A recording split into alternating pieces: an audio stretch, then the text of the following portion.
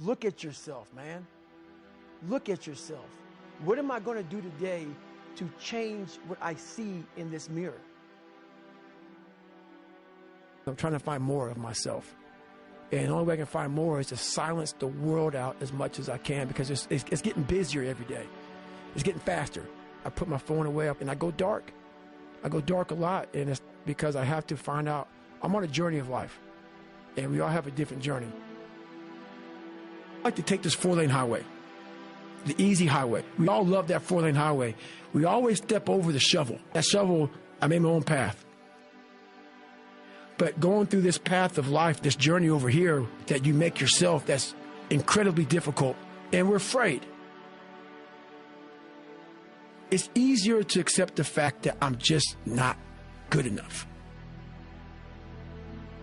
You have to go into those dark chambers that we often shut off, and you got to open them up. Fail, and you're going to be in your head. You're going to be saying, I'm not good enough. And it's how you get through that.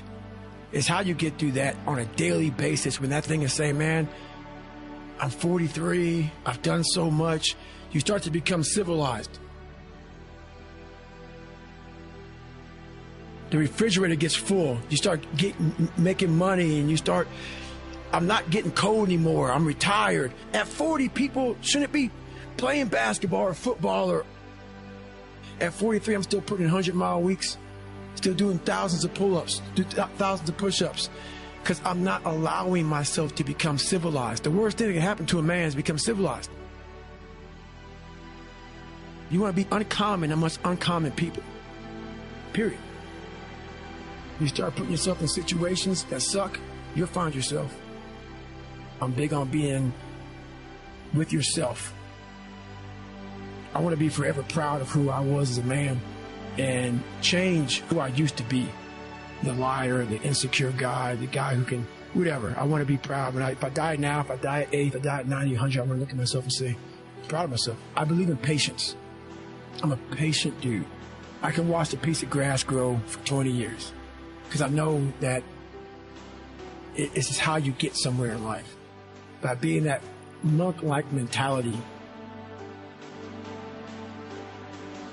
being able to watch something grow very calmly, patiently. I can't go any faster.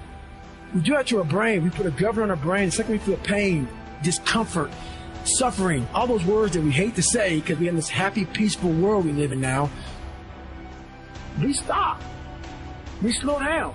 And if you can get through these different barriers and gain 5%, 2%, 3%, that 40% becomes 60. At 60% becomes 70, 80, and 90. And then you'll hopefully one day near 100. That dreamer mentality just would always fuel me. It would just fuel me, man. What if I can be a SEAL, man? Now I run 205 miles. What if I can go? What if I can go? And what if, how would that feel? You have to go into those dark chambers that we often shut off, and you got to open them up.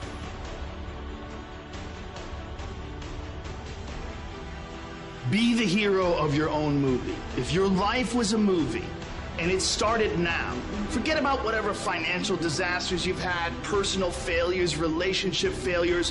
What would the hero of your life's movie do right now? Do that. Do those things. We define ourselves far too often by our past failures. We look at our past and we say, well, that's me. That's not you. You are this person right now. You're the person who's learned from those failures, and you can choose to be the hero of your own movie right now. Write down your goals. Write down things you want to improve. Write down things you won't tolerate from yourself. Write down things that you've done in the past you never want to see yourself do again.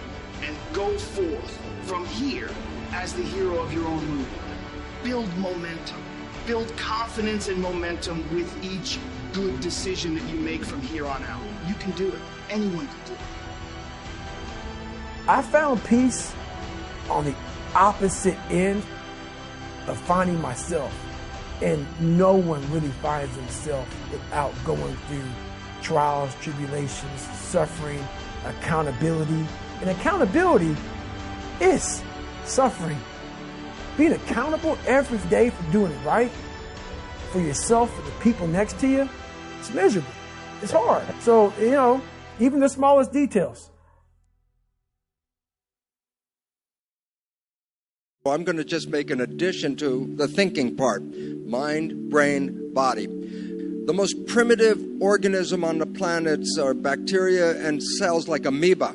An amoeba has all of the functions that you have. An amoeba has a respiration, digestion, nervous system, reproduction system. An amoeba even has an immune system. So single cells are like miniature people. And in the world of an amoeba, the amoeba has to live in the world. It has to read what's going on. Is this a good place to go? Is there food here? Or is there something scary?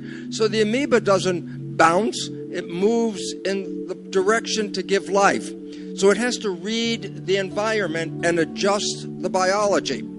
Cells created us. We were made by the intelligence of cells. Every one of us is made out of about 50 trillion cells. A human body is a community of cells. The community of cells create the nervous system. The nervous system is to read the big environment and then send the signals to the cells to tell them what to do. So the reality is your cells do not see the real environment we're living in. They see your interpretation, your thought about that environment.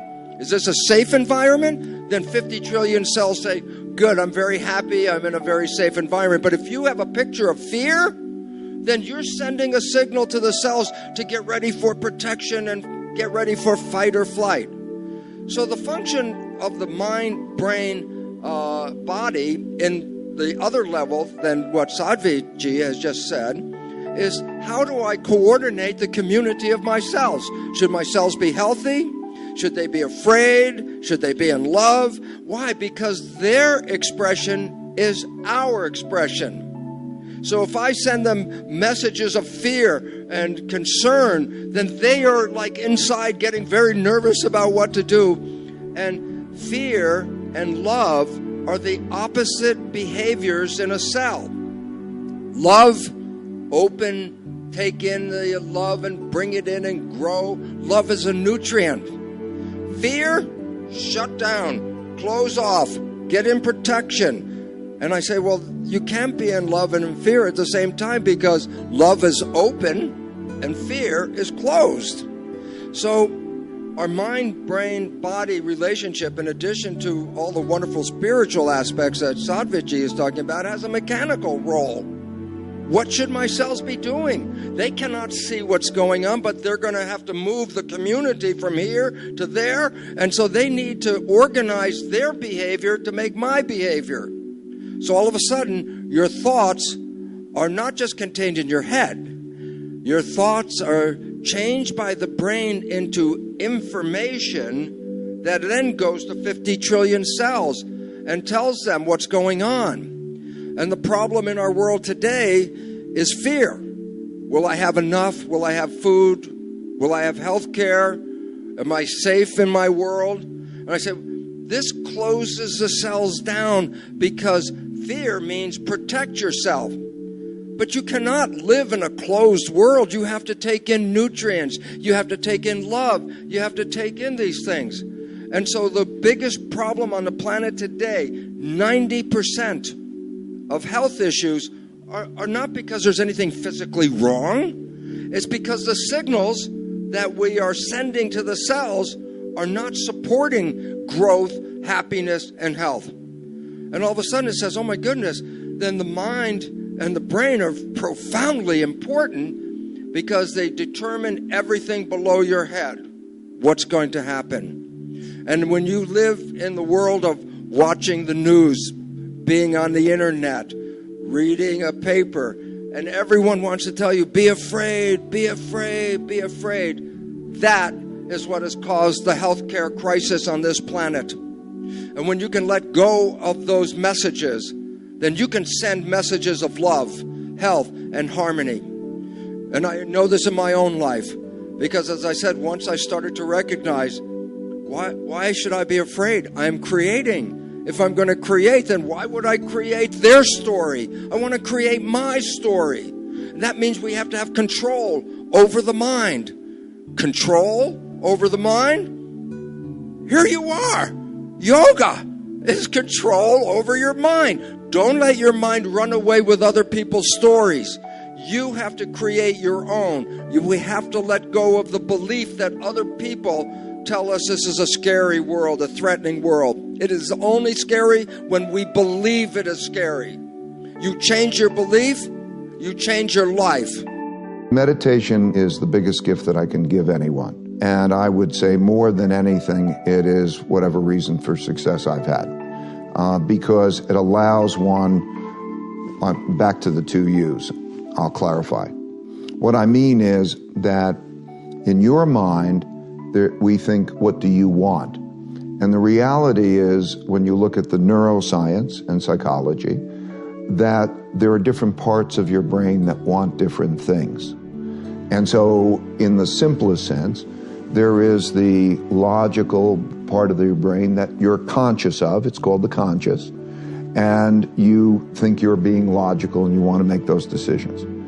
And then there's the subliminal, below the limbic system, part of the brain, which is the emotional, and it's not as conscious to you, but it has more of an influence on you than really the logical one. And so they're not aligned. And so when you're experiencing that pain, or let's say the ego, right, there were 2 main things. You got an ego barrier and a blind spot barrier. If you can get past your ego barrier and you get past your blind spot barrier, you can accomplish anything, because you'll also know that you don't have to do everything, you don't have to figure it out yourself. You can take in from other people the different ways to approach things in the best possible way.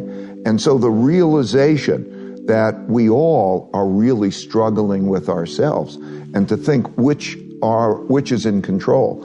Meditation helps to deal with the alignment of those 2 things.